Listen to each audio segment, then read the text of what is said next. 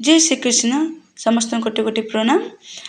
Bhagavad guitar चतुर्थ अध्याय श्लोक 18 कर्मण्य कर्म यः प्रसिद्ध अकर्मणि च कर्म यः स बुद्धिमान् मनुष्येषु स युक्त कृष्ण कर्म कृत।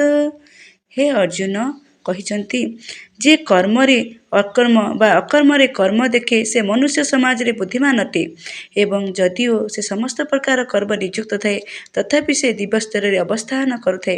यार अर्थ है जो व्यक्ति कृष्ण चेतना रे कर्म करुथाए कर्म बंधन मुक्त होता है से समस्त कर्म कृष्ण पर ही करे तेणु से तार कर्म फल रे भागी हुए नहीं। तार कर्म निमित्त से सुफल बा कुफल भोग करे नहीं। से मानव समाज रे बुद्धिमान मानव अटे। जय श्री कृष्ण।